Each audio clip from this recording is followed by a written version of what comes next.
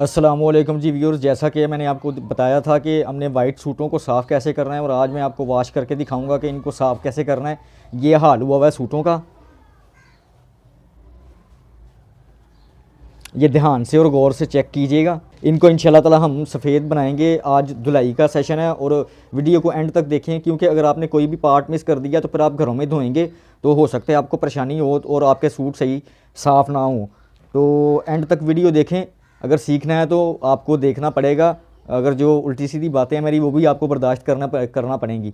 मैं कोशिश कर रहा हूँ कि मेरा आप पे ट्रस्ट बने और आपका मेरी ऑडियंस का मेरे पे ट्रस्ट बने। 2002 से मैंने काम शुरू किया हुआ है, तो इंशाल्लाह आपको भी फ़ायदा होगा अगर आप मेरे साथ अटैच होंगे, देखेंगे और मेरे चैनल को लाइक सब्सक्राइब करेंगे तो आपको इंशाल्लाह फ़ायदा होगा। ये तो अभी शुरुआत है, आगे और भी स्टीम के मामला आते हैं, स्टीम कैसे करनी है, ड्राई क्लीन कैसे करना है, किन चीज़ों को करना है और क्या क्या तरीके हैं। अगली वीडियो में मैं आपको वाइट सूट प्रेस करने का तरीकाकार जो है वो बताऊँगा।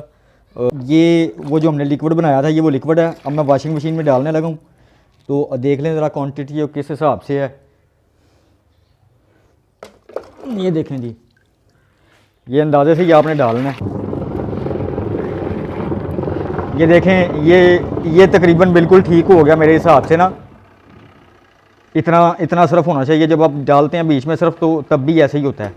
अगर आपको कम लगे तो थोड़ा और डाल लें इसमें।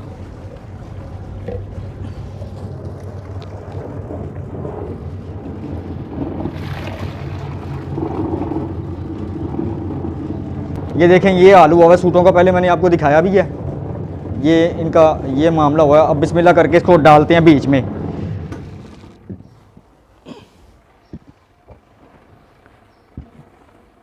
ये आपके सूट जो है बीच में डल गए हैं,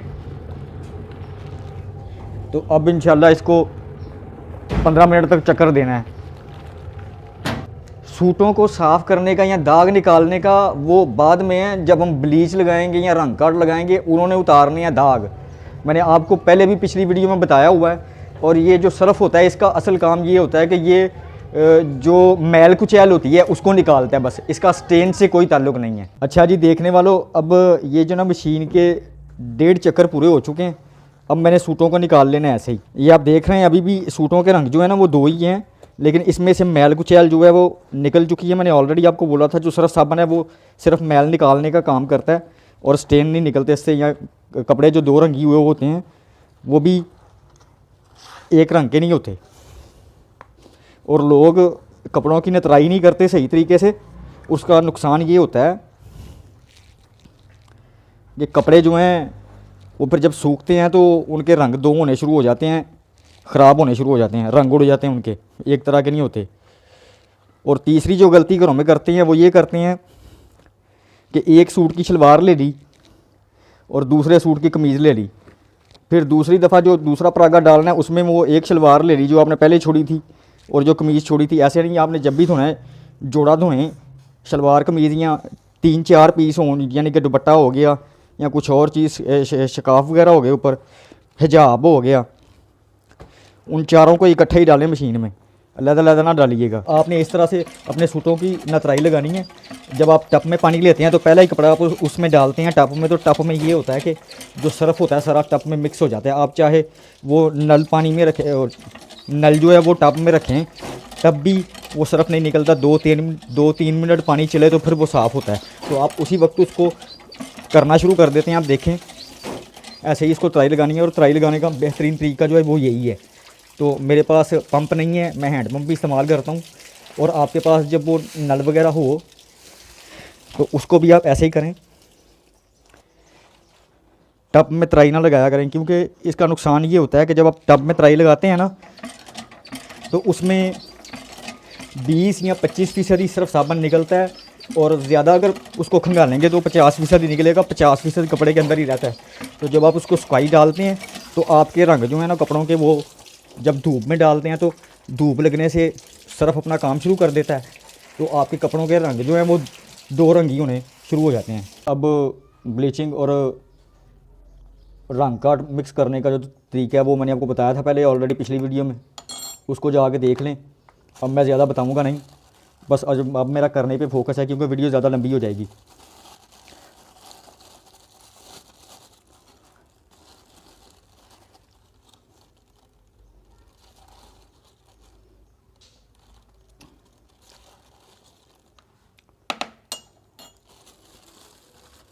جیسا کہ میں نے آپ کو پہلے بھی بتایا تھا دوسری ویڈیو میں، اس کو کور کرنا ہے وہ میں کر رہا ہوں. اب ان سے ہاتھ خراب ہونے کا کوئی زیادہ مشکل نہیں ہے. جو پہلے ہاتھ کا میں نے تھی، جو ہاتھ خراب ہونے والی چیزیں تھیں وہ میں نے آپ کو آلریڈی پہلے بتا دی تھی. اس میں کوئی مشکل نہیں ہے. اس کو ایسے پکڑ کے اب رنگ کاٹ اس میں ایسے مکس کر دیں. یہ بلیچنگ پاؤڈر ہے.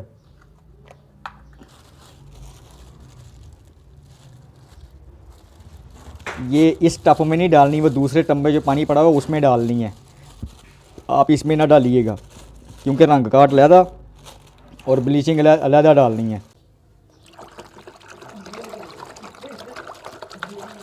بلیچنگ جو ہے وہ کلر چینج کر دیتی ہے. یہ دیکھیں اس کا کلر کیسا ہو گیا ہے. جب یہ مکس نہ ہو بیچ میں وہ بن جاتی ہیں تو پھر آپ نے اس کو ایسے کرنا ہے، ساری کی ساری مکس کرنی ہے. کچھ لوگ جو ہیں ویسے ہی وہ تھوڑی پھینک دیتے ہیں، لیکن اصل کام یہی کرتی ہے جو مکس نہیں ہوتی.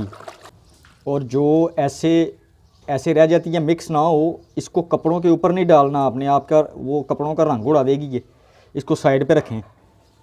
سائڈ پہ ایسے جو میں نے بلیچنگ پاؤڈر اور مکس کر کے لکوڈ بنایا ہوا تھا نا، اس میں یہ میں نے کپڑے ڈال دیے. اور کم از کم اس کو، اگر آپ نے پانی گرم ڈالا ہے بیچ میں تو 3 سے 4 منٹ رکھیں.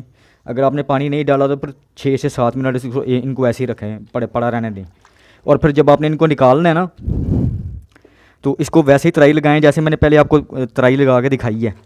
اچھے طریقے سے یہ نکل جائے. اور اس کے بعد پھر آپ نے اس کو رنگ کاٹ میں ڈالنا ہے. اور رنگ کاٹ میں اسپیشلی یہ آپ نے ڈالنا ہے گرم پانی.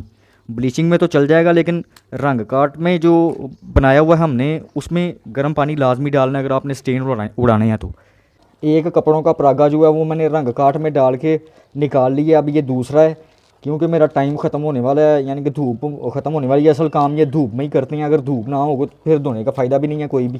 اب اس کو رنگ کاٹ میں آپ نے رکھنا ہے تقریباً 5 سے 7 منٹ. ٹھیک ہے. اور اس کو پھر ترائی لگا دینی ہے. جب نیل لگائیں گے اس کو، نیل لیکو تو پھر آپ نے اس کو ترائی نہیں لگانی ہے. اگر مایا لگانی ہو تو مایا لگا کے اس کو چھت پہ ڈال دیں.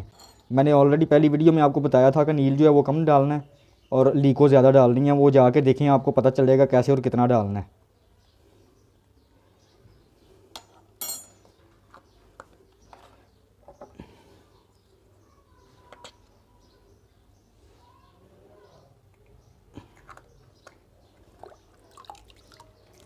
نیل زیادہ نہ ہو، نیل بس بالکل ہلکا سا. اور لیکو کی تعداد جو ہے وہ آپ نے زیادہ رکھنی ہے.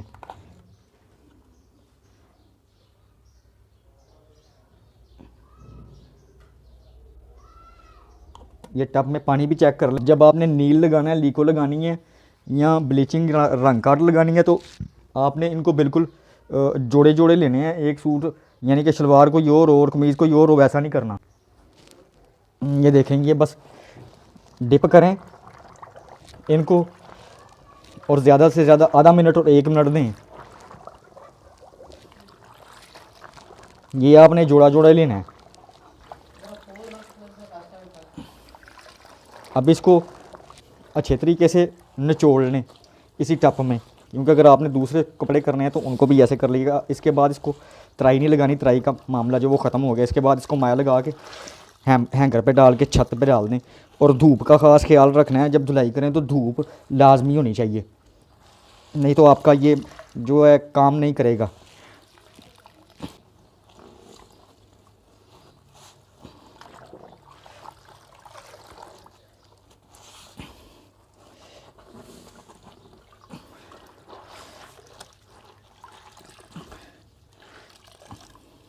میں نے نا دھلائی کر کے یہ سوٹ ڈال دیے ہیں.